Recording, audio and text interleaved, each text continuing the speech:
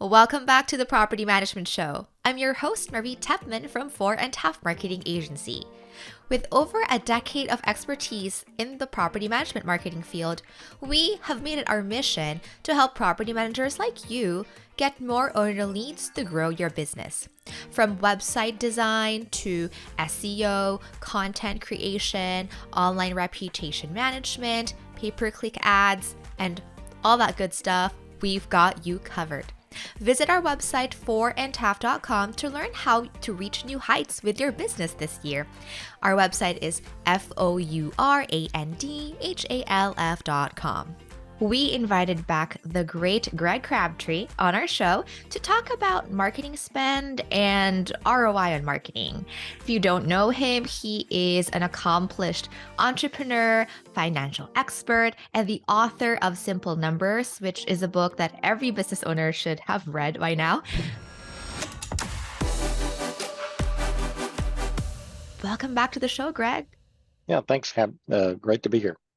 I'm so excited. And so the last time we had you on the show, it was right at the beginning of the COVID-19 pandemic. Mm-hmm. And we were talking about cash flow. And I remember you making this comment about how the first thing to go on the chopping block in terms of budget cuts is marketing. And Mm-hmm. it was a small comment back then, but today I kind of want to flesh that out a little bit more. Sure. Can you kind of explain why that behavior exists in businesses? Well, I've always looked at marketing spend as kind of the canary in the coal mine. So if you look back, with data, across multiple businesses, so that you're not just getting one singular input, you're going to find that anytime the economy is truly slowing down, people are going to save their marketing spend because you may not cut it to zero, but why would you spend extra money on marketing when there's not a customer that's going to respond to that? And so save your powder for another day. And so traditionally, cutting marketing spend to me was always the first true indicator of a true softening of the economy. But then marketing was also the first cost to be turned up when confidence and market potential was being able to be seen. Like, okay, let's feed the hand. Let's try to grow it. And clearly, one of the things in our practice, for your listeners to know that, so in our simple numbers consulting practice, one of the things that we do is, I'll listen to government statistics or anything that people put out about the economy, but I trust most of what we see in our own clients' data. And so as I was doing the research for the second book, Simple Numbers 2.0, I created a model that we aggregated clients' data as if it was one big conglomerate. And because we don't make a specialty in any one industry, it was a blend of industries. We don't make a specialty geographically. We have clients all over the U.S., in Canada, Australia, a few other random spots around the world. We leave those out of the economic model because I want to focus on just U.S. economic statistics. And we've expanded that model to 100 companies. And so we call it the 100 companies simple numbers model that gives us our economic insight of what we think is actually happening rather than, a few anecdotal comments from this discussion or that discussion. And what was fascinating is as soon as COVID hit, marketing spend for that about $1 billion worth of business. So it's not a small model. Marketing spend dropped about 60%, right at the beginning of COVID. And a lot of our clients are marketing sensitive companies or marketing agencies themselves. And trust me, they felt it. The better ones didn't see as big of a drop, but they certainly had a softness. And once again, you had kind of an interesting thing happened. And there were businesses that were shut. Well, why would I market if my business is shut? Obviously, I'm going to turn it off.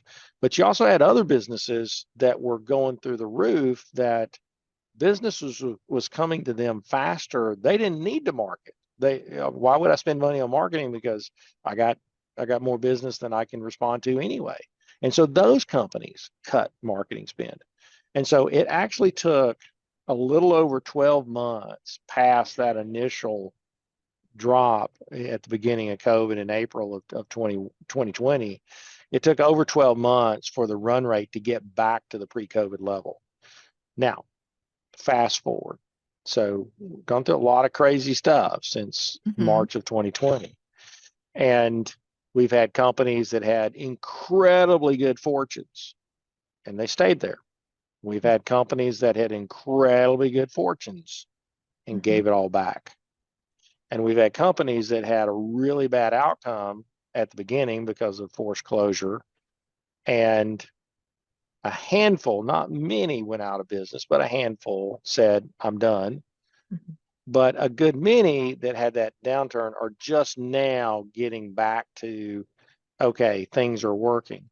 And the biggest issue across the ones that are trying to get back into business is the labor issue. They're finding that what they used to do at the price they used to sell it doesn't work, so they've got to raise prices and to cover the cost that it takes to get a capable person to do the job, even if they can find that person. I would still say over 50% of our clients have more demand that they can't access because they don't have capacity. It's not a question about generating new sales. It's a question of I don't have the people, I don't have the capability to deliver on that product or service. Mm-hmm. And I got news for you, folks. This is a population problem. This is a problem that COVID didn't cause. This is a problem that had already been set in motion years before now. And when I do my talks on pricing strategy, I refer to, if you go back in the US back in 2001, we were about a 2.4 replacement birth rate. Today, the US is about a 1.6. Stable society is a 2.1. So we've set ourselves, and the only thing that can help the US has an advantage over the rest of the world. At least today, we're still a desirable place for somebody to come here from another country, but we are not filling that birth gap, with immigrants at the moment. I mean, Mm-hmm. and so it's not a popular thing for some people. There's people that are against it. I got news for you, folks. I mean, there's a point that you got to have more people that come on shore because we're not birthing them. I did my part, guys. I had 4 kids, but my kids are not doing their part. I've only got 4 granddaughters, and I keep telling my kids they're underperforming, and they're saying, "Sorry, this is probably all you're going to get." And it's like, okay, you know, but but I mean, it's a serious problem, and it's a serious problem globally. And you've got quite a few countries around the world that are in what we refer to as an inverted pyramid from population. If you look at the bands of numbers of people, male and female, in each of the generations, it is used to a stable society that was growing would be a pyramid structure. Fewer Uh-huh. people at the top, more people at the bottom. Then you have the golden age, which the U.S. just came out of, is the chimney stack. You got roughly the same number of people in each generation. Mm-hmm. And we've now started to do this. We started to come in and we don't have enough people. And so if you are a desirable job, if you're, work in a nice environment, work with pleasant people, you're probably going to do okay. But if your job has any element of difficulty, stress, dirty, smelly, challenging, you're going to have some problems. And, cold, hot, um, because there's alternatives that these people have never had before in almost every wage category that exists. Uh-huh. And the other issue, and I'll just put this out there too, is, oh, by the way, the bottom half of the wage categories, if you take the labor group in total, take the median, the bottom half of the wage group has had the greatest wage percentage increase in the history of that group, and more so than the upper half. Mm-hmm. And so the upper half have actually lagged a bit. And we've seen some of this in some of the tech layoffs and some of those, but those people got sopped up pretty quick. I mean, those people did not hit the unemployment line because Mm-hmm. unemployment fell again, to 3.4%, last week. So, so all of that's to say this, as the so-called economy is slowing, as everybody's talked about in the last 6 months, well, what have we seen now? Mm-hmm. Marketing spend has not dropped. Marketing spend is actually continuing to increase. Now, here's here's the reason for that I can discern. We're in a stage now to where, okay, as I just said, the U.S. was in this golden age of the chimney stack population, and part of it is my generation is part of the problem. I'm the end of the baby boomers, and so here's the thing everybody needs to know.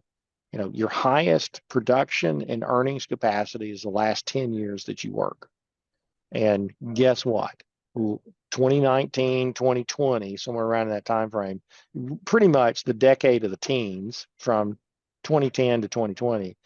That was the last 10 years of the vast majority of the baby boomers that said, we're done, see ya, I'm retiring. Mm-hmm. And there's not replacement workers to fill the gap. And so there's two things that happen with that. And contrary to previous generations, this the decade of the teens, I contend, and this is difficult to measure, but my assessment from my clients and the data that I've got access to, I think it was the greatest economic growth decade that the US has ever experienced. Mm-hmm. And those baby boomers retired with more money than their ancestors, and they retired with a pretty developed habit of consumption that is breaking the pattern of previous retiree generations, that as you get older you spend less. I got news for you. This generation kind of still likes to spend money. And so, and that's a good thing to a point, but it's creating demand that doesn't produce. So the people that are, when I'm still working, even though I'm part of that generation, I'm the idiot that keeps working because I like what I do. But if you and I both have jobs, we make income and we consume. But you have excess demand when you have a group of people that's really large and larger than everybody else that is consuming but not producing. And guess what that causes? Inflation. And it's not about interest rates. It is about, we have too much demand in the marketplace, period, across all things. Then we have people to produce it. And that's not, you can't birth a baby and grow it. You can't compress that 20-year period of creating a worker overnight. It takes 20 years. And oh, by the way, the birth rate is still falling. It's not getting better.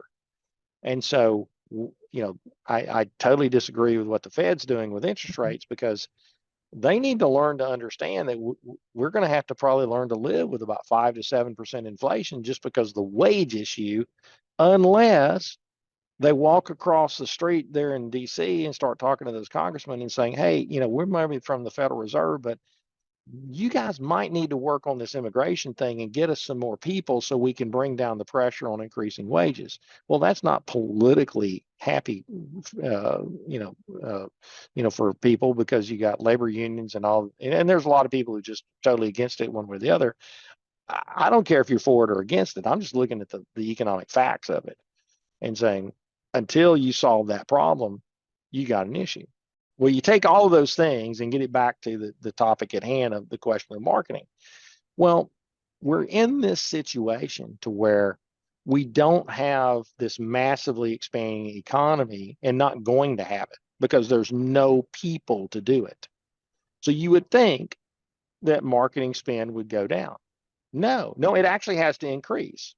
Mm-hmm. And that's what we're seeing, is because people are, if you're a business that is going to try to grow, you're not going to get it handed to you by an expanding economy. You've got to go take it away from somebody else, which is, you're going to see a far more expensive but necessary, aggressive form of marketing that creates differentiation of what you're doing versus what your competitor is doing.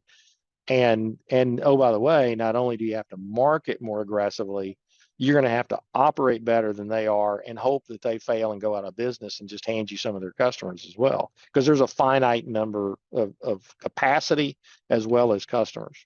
How do you see this impacting property management? Because, you know, I know that when COVID hit, everyone was kind of like stand still, like we kind of want to wait and see. And Right. so a lot of people kind of stop their marketing. They kind of don't know what's going to happen. You obviously work with a number of property management Mhm. companies as well. Like, have you noticed a trend, post COVID? Yeah, I mean, so in the world of property management, you got a couple of very distinct cross currents. And so let's take property management and separate it into two buckets. So you've got res multifamily residential, maybe single family residential. So let's put everything in the housing market is one bucket, and then everything else in the other types of property management of retail, commercial property, and those things. And so I think you're going to see two dramatically divergent outcomes between commercial and retail property versus residential rental. The residential rental has a lot of activity, continuing and finishing of projects that were funded. That there's probably going to continue to be, even given the interest rates, continued M&A activity of people, getting into the residential market. And even more so, I would predict continued demand there because new housing starts have stalled because of mortgage rates. And if you're in a part of the country that is having positive state to state migration, you are running behind because even in Florida, which definitely has positive, state to state migration, they are the tract building companies have stopped any new housing developments for the most part because they don't trust where the interest rates are going, and they have no clue as when Fed's going to come off of this ridiculous position that they have. Um, and so when you look at it that way, I think there's two things for property managers to understand. Number one is you need to keep marketing for new companies for you to manage because there's a good chance that you're going to lose some of your existing customers through acquisition. It's just the nature of the beast. So through no fault of your own as a property manager, the ones that we work with, I mean, this is kind of a common thing that you feel like you got it going, everything's going great, and then boom, oh, I just lost, one of my best customers because they sold. And and trust me, there's plenty of money out there trying to find a place to go. And multifamily is an easy place to deploy a large amount of money. And we're at historic highs in occupancy rates, and we're at historic rates of return in terms of rents, to the cost. And now there's a point. One of my long-term fears in the residential rental market is there's been discussion of rent control, Mm-hmm. not only on a local basis but on a national basis. And oh, I mean, if you really want to create something nasty and ugly, if they do anything along those lines, and to a certain degree, they can potentially do it not by legislation, but through bureaucracy of if you've got a Fannie Mae, federal home loans bank. So if you got one of the federal loan agencies that gave you debt, they can potentially mandate rules of operation. Mm-hmm. And I probably got out over my skis in terms of what they can do or can't do, but certainly the idea is if they even start moving towards trying to propose regulations that then go into effect and those things, you create a lot of negative outcomes, in terms of property values and those things. I will tell you a secondary, problem, to this that you need to be clued in on. And I just had a discussion with a property client of mine that, we do regular calls with, and he just got this enormous property tax increase. And I mean, to the extent that it almost makes the property, which is at a very nice rental rate, but it almost makes that property almost unviable Oh. based on the property tax increase.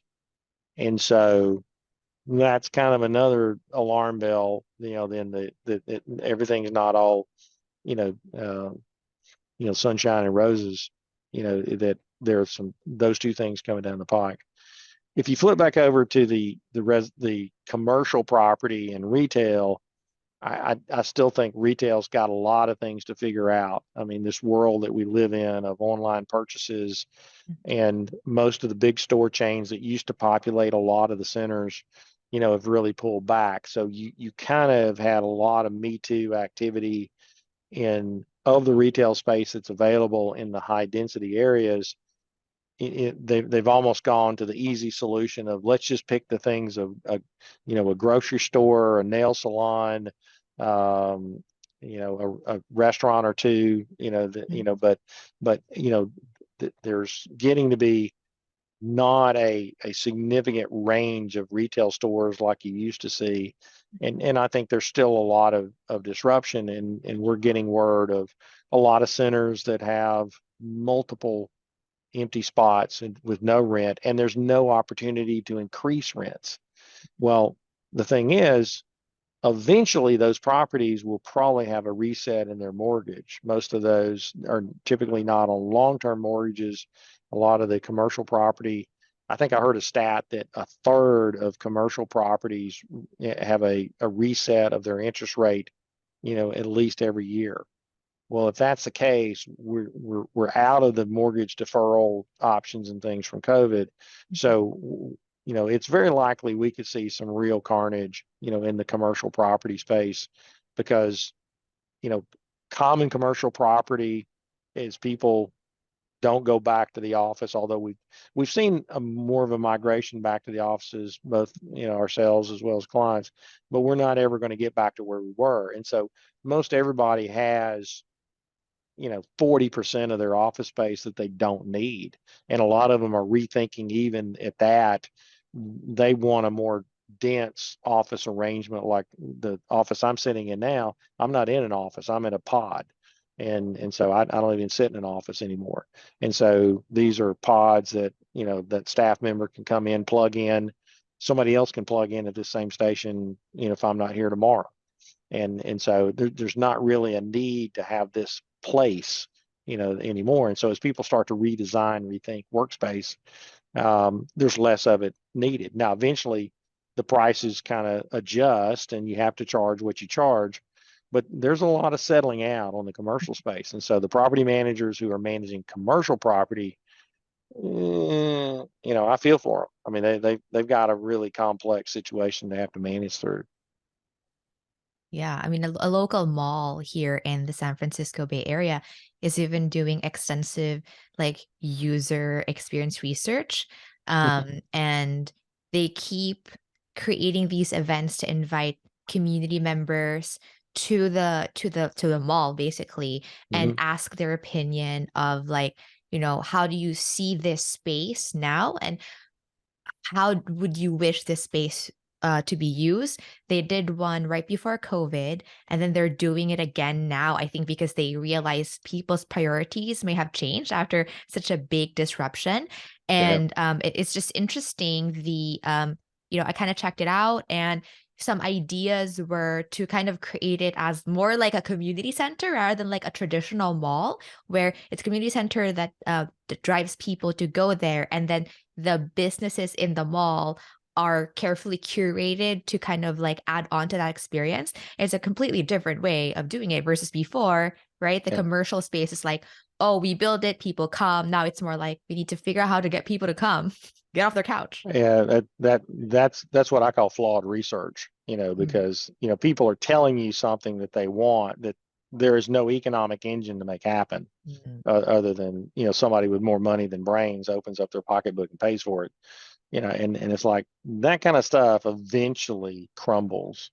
mhm, And so the idea is commerce, and I think what you're going to see is you're going to see more. I'll give you a good example. In retail, Orvis strikes me, my interactions with them is they obviously have an online presence, but if you go into their stores, or at least the ones my wife and I have gone into, they're, they don't really care. They're agnostic of whether or not you buy it in the store, buy it online, ship it to the store to try it on. They're good with all of it. And so I think, to me, that is, as a cost analyst and looking at, I want to create profit any way that I can. And so if you really think about it in retail, a store is marketing expense. I mean, if I can sell it online or I can sell it physically present in the store, the only difference between the two is that physical store and the cost of operation outside of the things that it takes for them to, to do the transaction, that the same effect would be if they did it online. That store truly becomes my marketing expense, and say, is it worth it? And there again, instead of seeing, a brand launch and put out 1,000 units, they're going to pick 50 to 100 to maybe 200 of the most valuable places for them to be seen in, Mm-hmm. New York on Fifth Avenue and those kind of things, but it gets to be where, if you're in Atlanta, Nashville, Dallas, you're going to be in some of the signature shopping areas, but you're not going to be everywhere because this is how warped I am. I walk around thinking of the economics every store I walk into, and I go, how are they surviving? And you realize they are not getting enough people past the cash register to make it work.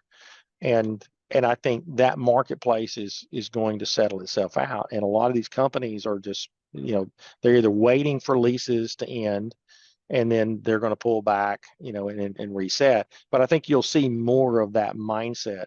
And, eventually, you could see a trend of places like the Targets of the world or the Mm-hmm. department stores almost work in partnership with the brands.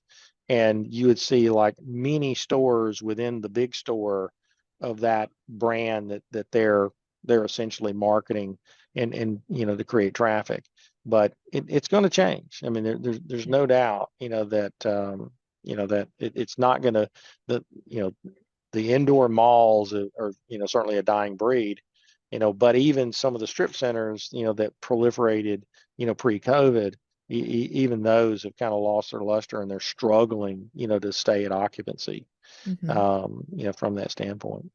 Yeah. And so to kind of go back to the residential property Mhm. management side of things, given all the things that are happening right now, how should a small business who's doing residential property management think about their marketing budget in relation to their overall budget?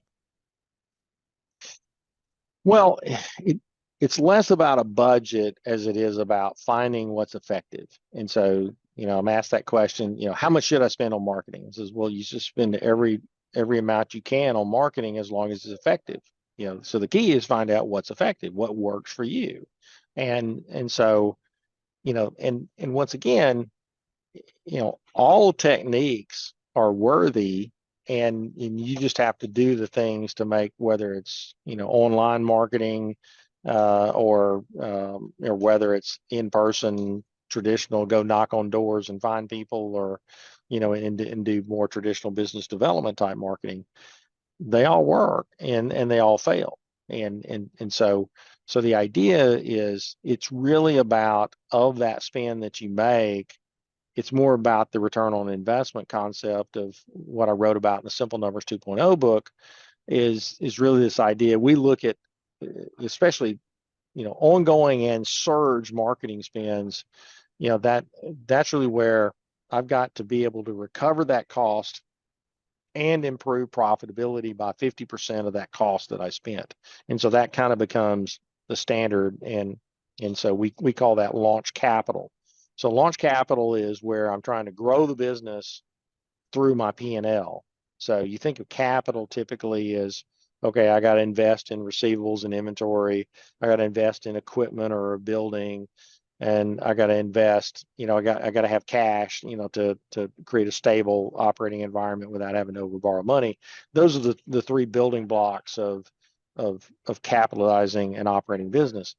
The vast majority of businesses, though, grow through their P&L by diminishing current profitability of spending an expense to then get somewhere else in the future, because Mhm. nobody stuck a gun to your head and made you spend it.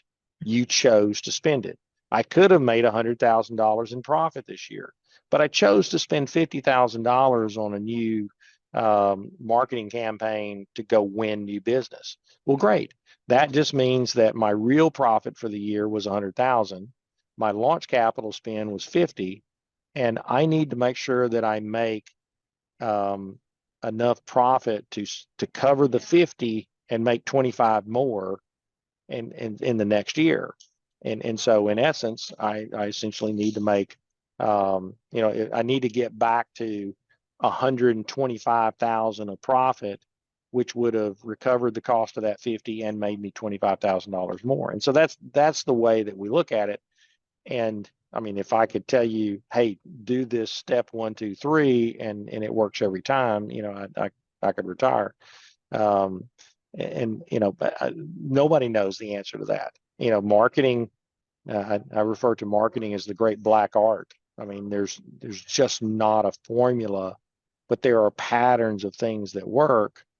And it's to me, I think the best analogy is you're playing a blackjack hand, Mm-hmm. and you feed 25. I'm betting $25 on this hand, and I win. Okay, well, I get some extra money. It's like, well, I don't take everything that I won and put it right back into it. It's Mm-hmm. like, the odds are, but I'm gonna, instead of betting 25 a hand, I'm gonna bet 35 a hand. Okay, and then I'm going to feed it, and and I'm going to, and keep working my way.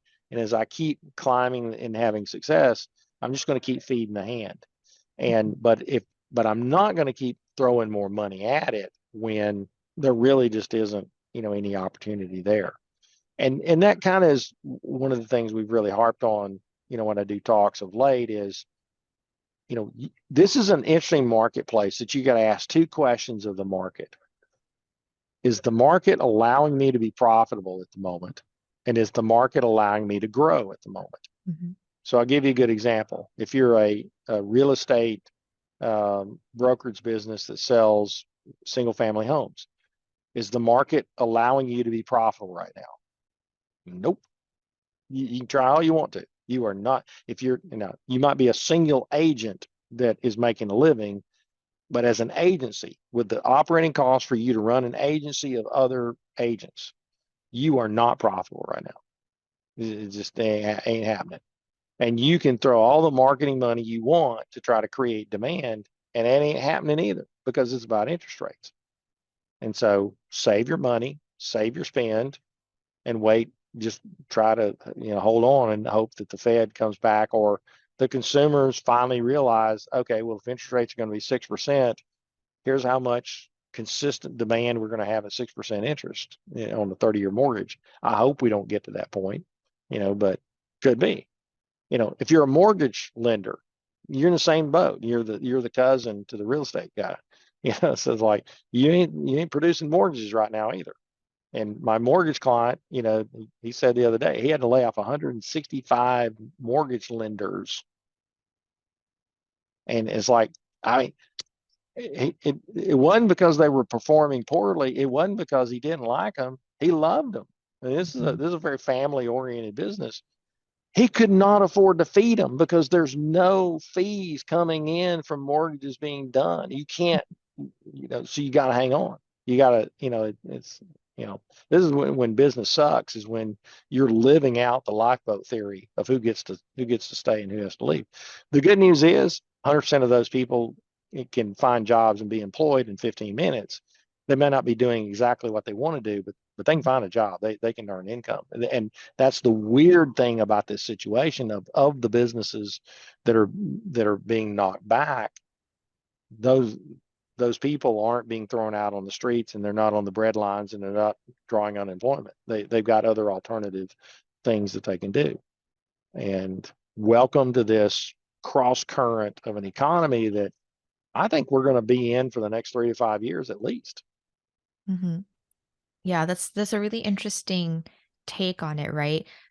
Like some industries just happen to be dealt a bad hand, and Mm. other industries just happen to be dealt a good hand. And, you know, you have to make hard decisions if you are dealt a bad hand. But what it seems like is, even though some other um aspects of property management, like in commercial, got a Mm. bad hand, the real estate not very lucrative right now.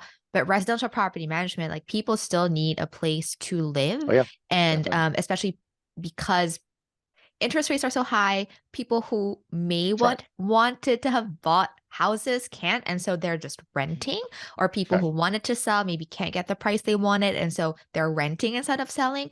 And so That's right. it's this luck of the draw, right? So property managers, I feel like, are positioned for like exciting years ahead.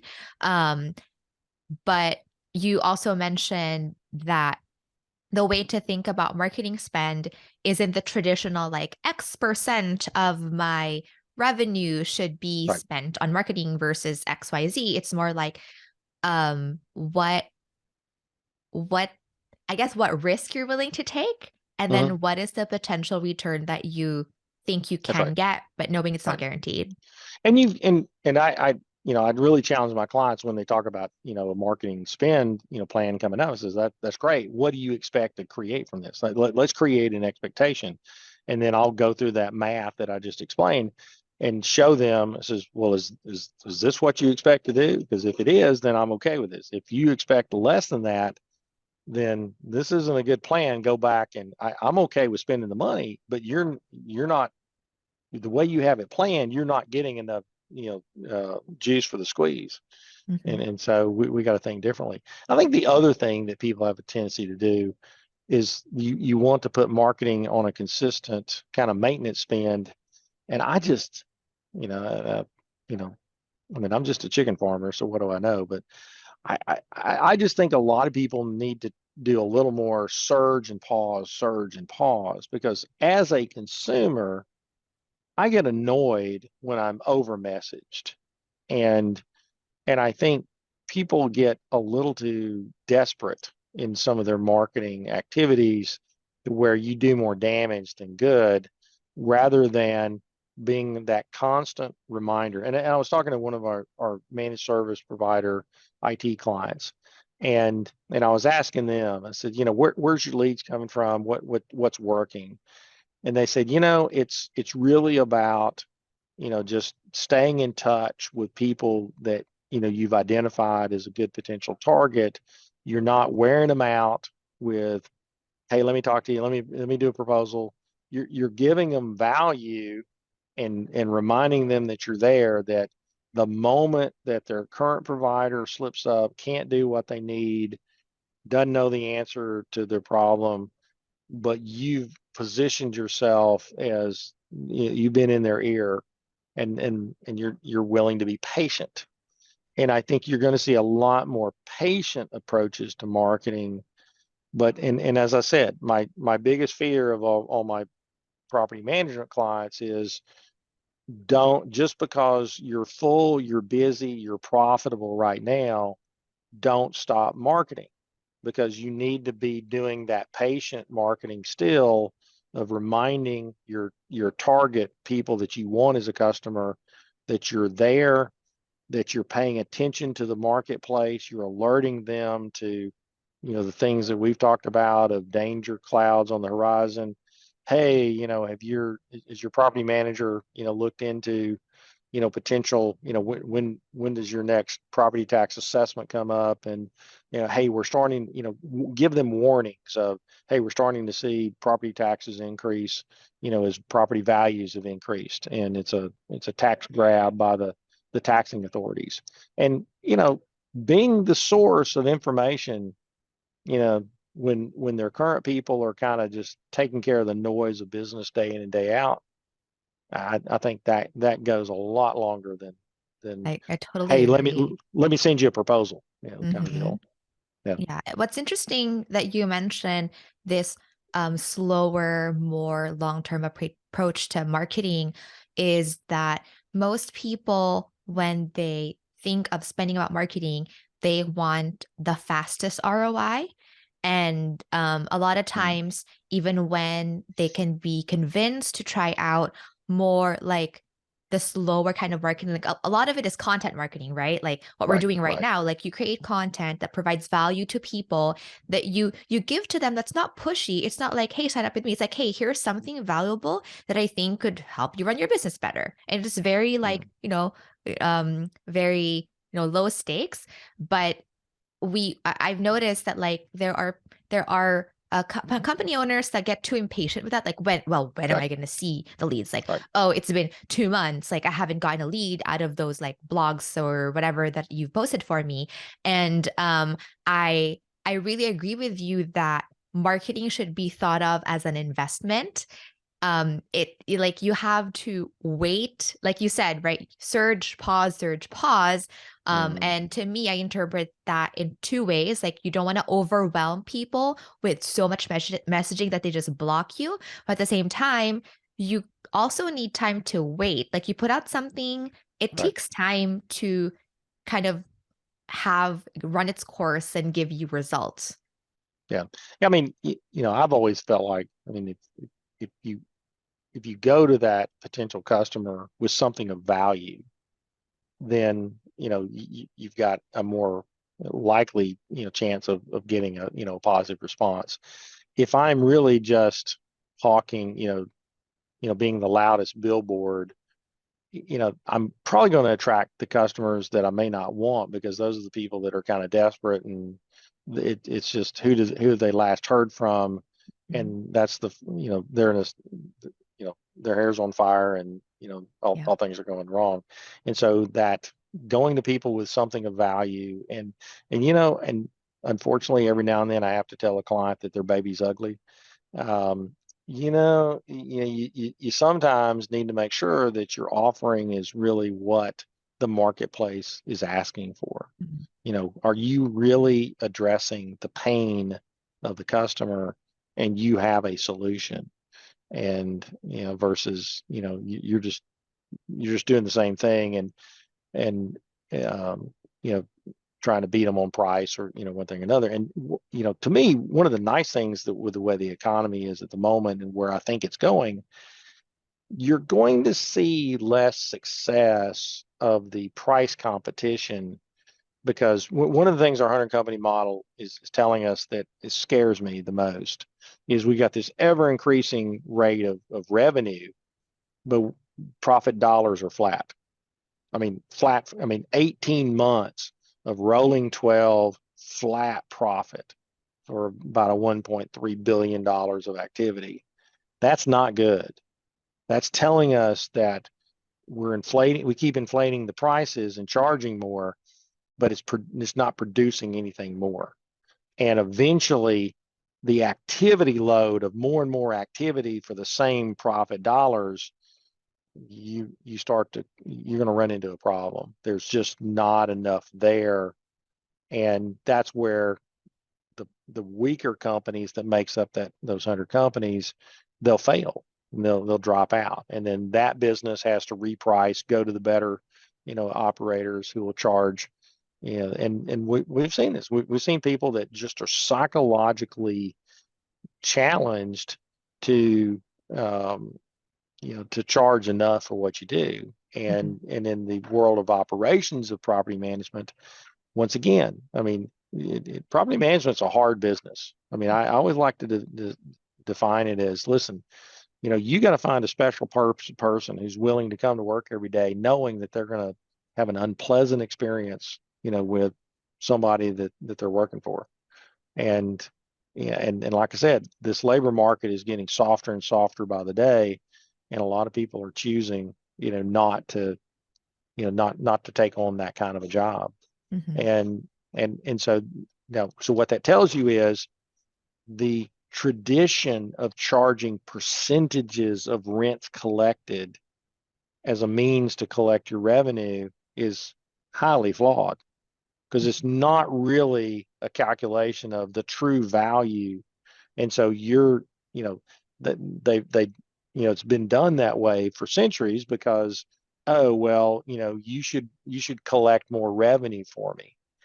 Well, I mean, for right now, you're probably getting potentially overcompensated to a point, but yet that overcompensation is probably covering the fact that you've had wage inflation. So you've Mhm. actually haven't gained, you just stayed still. Here's where the whiplash effect comes in. Yeah. When you do have some weakness and you have some occupancy problems, and that percentage comes down, but my wage cost didn't change. I just got compressed and might even flip. And so once again, I think you're starting to see some people challenge the long-term philosophies of operation in the industry of saying the percentage method of comp might need to be relooked at. As a matter of fact, you have a big lawsuit right now in the world of residential real estate about some of the companies are being challenged by the court system about unfair trade practices of the buyer's commission, Mm-hmm. and saying that that's an unfair thing. Well, the reality is, if anything, the buyer's commission ought to be higher. They're the ones that get worn out running people around, showing them 10,000 properties before they sometimes buy and sometimes don't. Yeah. Versus the seller is the one. I mean, all the real estate agents gravitate to the listing and the seller side Mm-hmm. because you don't do as much work on the sell side as you do on the buy side. And what could ultimately happen, and this will be the first sign that starts to break people away from the percentage concept, is when, if that lawsuit goes through, you're going to see people have to charge a fee to be a buyer's representative, and it won't be a percent of the sale. Mm-hmm. It'll be a fee. What was that fee? What's it worth? For me to run you around town and show you stuff. So it'll be a changing marketplace. So Yeah, there's a lot of change about. And so to go back to residential property mhm, management, so you mentioned kind of like a better way to think about how much to spend on marketing. It's not about mhm, budget, it's not a percentage of revenue, it's more about right. assessing the risk level and like what you're willing to kind of bet to see if it Right. works. And if it works, you can bet more and then move from there. But in terms of the like their books, like what is best practice in terms of like what goes under like the marketing budget? Like is it just your ad spend if you like do a campaign? Are there other ancillary costs that should be counted under marketing for when you're assessing your return on investment?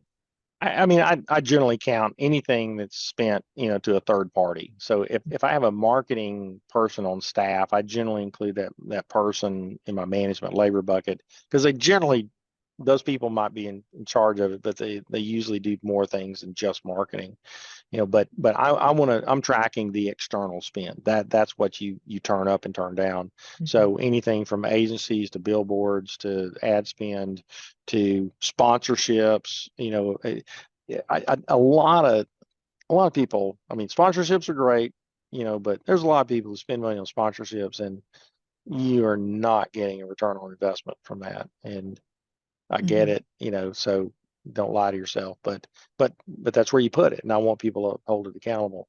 Um, if you use any third party, resources for temp labor to execute on some of those things, certainly, those would go there. But that's pretty much all we put into it.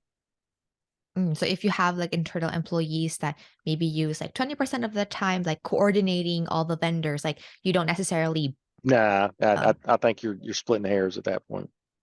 I see. And then, Especially the idea being, if I just live with the work I got and I'm not going to market at all, I'm just going to wait for inbound leads, would that person's job go away? And in most of these cases, it won't. mm, So no, they don't go in there. Now, some of our clients who really do have one or two people of marketing staff, but generally not in your industry, those people, we will still count them in management labor, but when I'm doing marketing effectiveness calculations, I'm taking both that number and the wage number and add them together to look at a marketing effectiveness of how much margin am I creating relative to my ongoing marketing spend. And the one metric that I've looked at across time is, I look at, you know, probably what the industry would call gross profit. I call it contribution margin. So after you get fees, after your direct labor that works on, um, managing the properties, I get the contribution margin. Rolling 12 contribution margin is the numerator. marketing spend rolling 12 is the denominator. And so how much contribution margin am I producing relative to my ongoing marketing spend for the last 12 months? And then as I look at that number across time, I'm just looking at it and saying, is it going up? Is it going down? And at least gives me a sight line of a trend that's more so saying, that's really at least a reasonably effective way of saying, am I getting more signal output for the dollar spent? Mm. And so I'm imagining then that sales related activities, um, you typically would separate them Mm, because yeah, a lot of people like to blend them together because they think marketing and sales go hand in hand. right. Some of them hire like business development managers who kind of sort of do marketing because they do like outbound type stuff. And so Yeah. when activities between sales and marketing kind of start sounding similar or cross together in the executive's mind, it is tempting to kind of bundle them together. But I'm sensing that's not a good practice. No, I generally try to distinctly separate them. I mean, business development, I've always said, is kind of the sloppy term for taking marketing and sales and shoving it into one person. Mhm. Because fundamentally, so we've all been taught to say sales and marketing.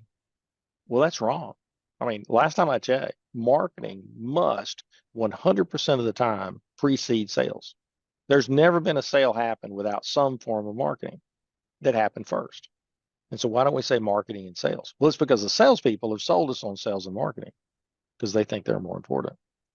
And it's like, no, I would tell you, if you're really, really effective at marketing, sales is a pretty simple process of just scoping and closing. And with, it's more of a customer service checkout transaction, than it is a sales transaction.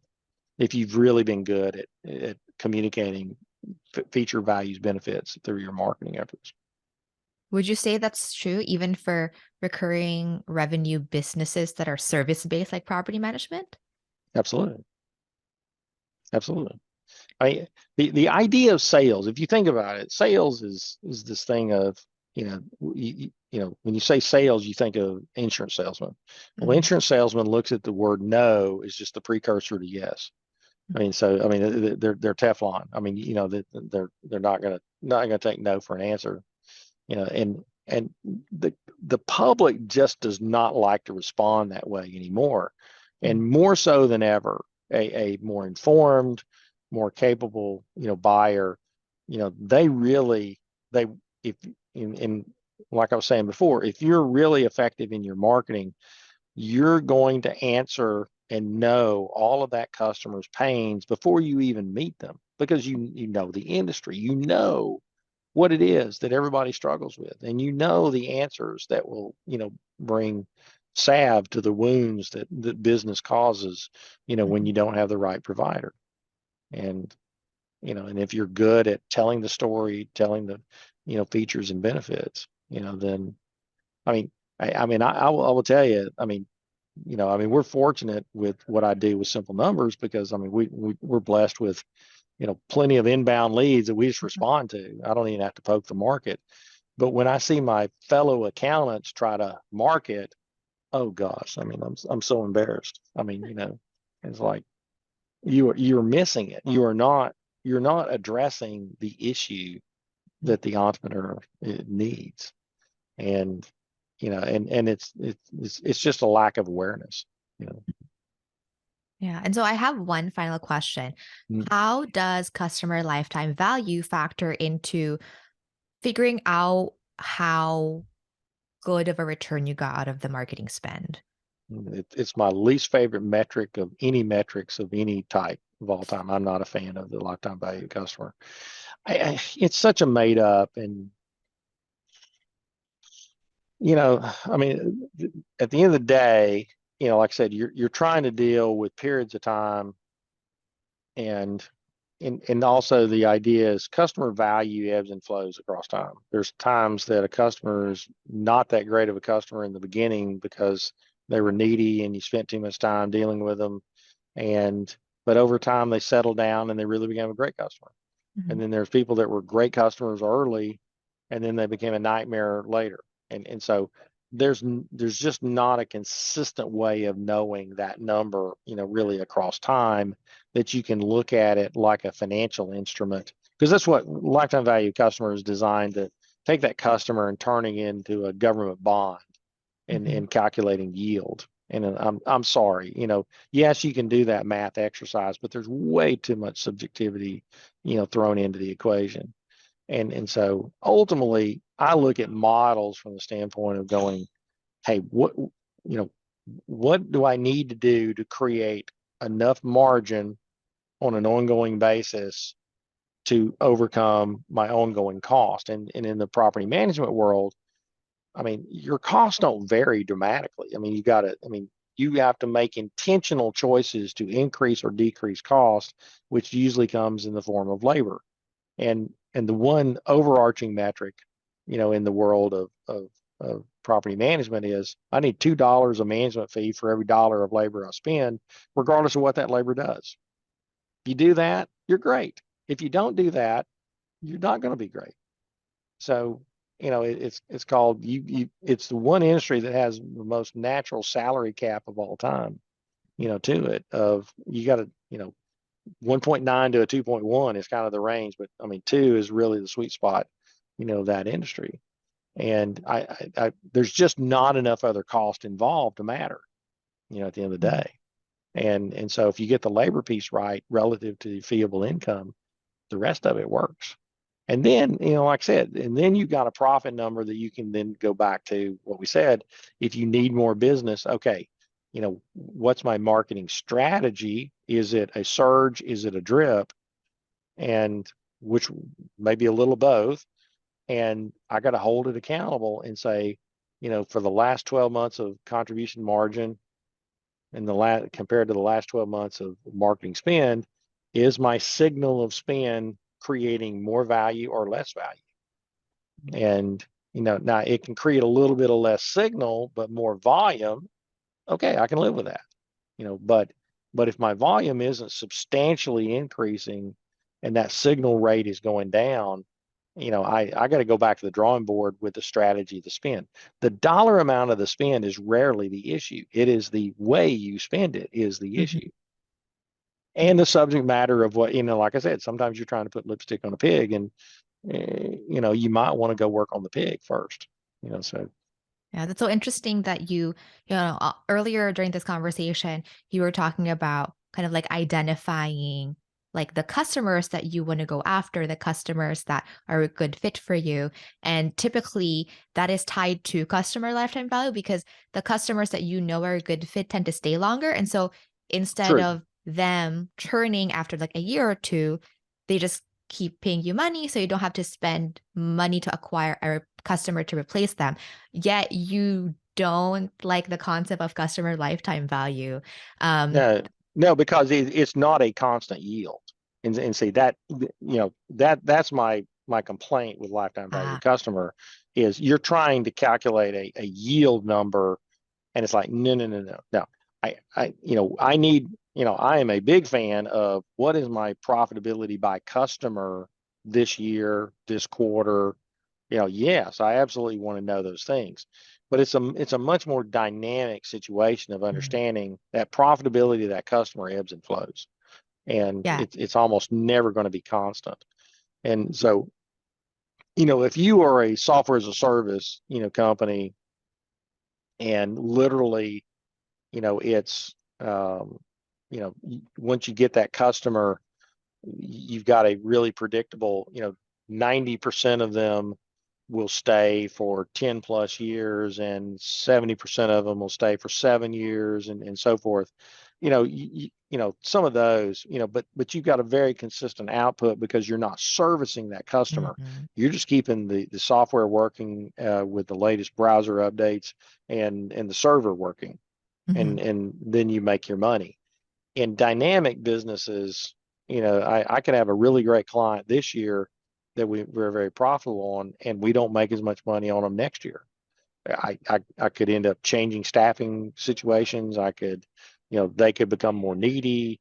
They, in our service world of servicing a client, they have a staff change, and I've got to interface with somebody different on their team who I've got to now re-educate what I've just told somebody else for the last 5 years, but they don't know us. They don't know how we got to here. And, Mhm. and so once again, it's not constant. And so therefore the return calculation, I think, is just a farce, for the most part.